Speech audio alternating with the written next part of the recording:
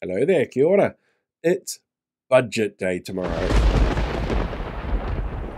But we don't know what's going to be in that document. I mean, that's kind of the point of the big budget day build-up and release. But the fact of the matter is, it's probably not going to be great for, well, one sector of society in particular. You see, a lot of experts and commentators have pointed out the fact that they feel that Māori are going to be the big losers in the budget. It's almost like there's some petulant child in cabinet who throws a tantrum anytime anyone does anything that suggests any kind of movement towards equitable outcome for Māori. I can't see more than one person who would do that, but what do I know?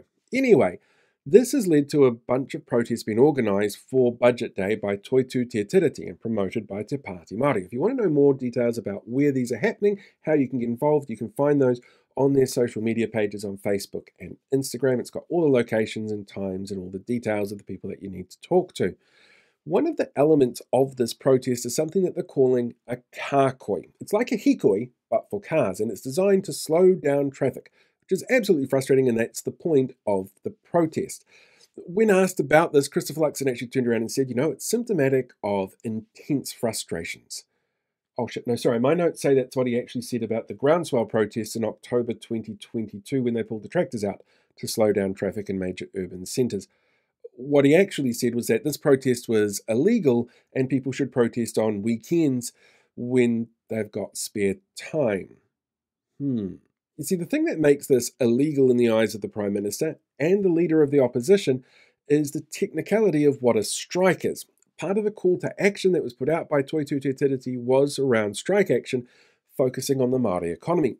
The Māori economy is worth $75 to $80 billion a year to the country, so it's pretty damn huge.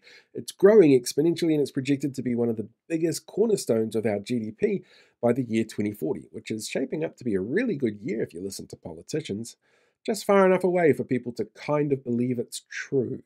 Anyway, the reason that this strike action is a little bit different, though, is because we have never, ever had a strike in this country built around a cultural economy element.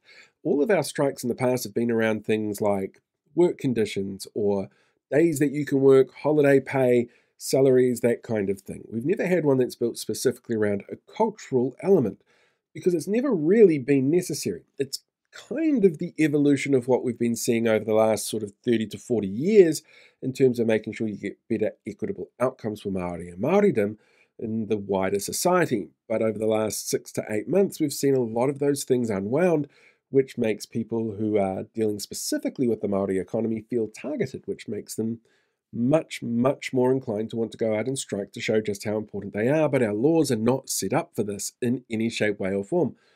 I can't say for sure if this is technically illegal because it's never been done before and I'm not a lawyer, but it certainly is an interesting testing ground, and it's certainly an interesting response from the Prime Minister to say that it is illegal and that people should only protest on weekends after, what he said about Groundswell, who did exactly the same kind of protest on a Thursday.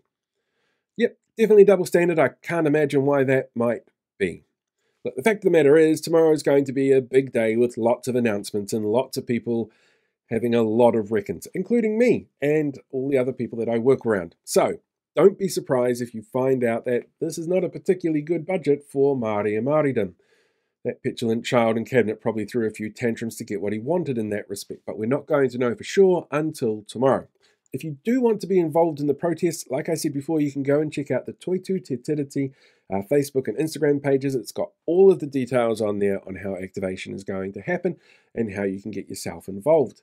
And if you're going to be sitting around waiting for the budget announcements to see what comes out, I thoroughly suggest, if you don't drink, to find something else that fills that void that you're going to have after that particular set of announcements.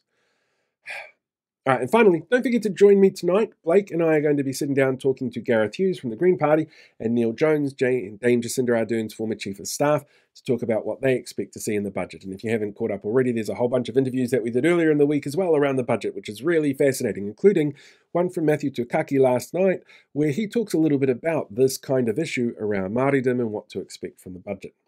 Yeah, it's going to be interesting. Either way, good luck tomorrow. May the odds be ever in your favour.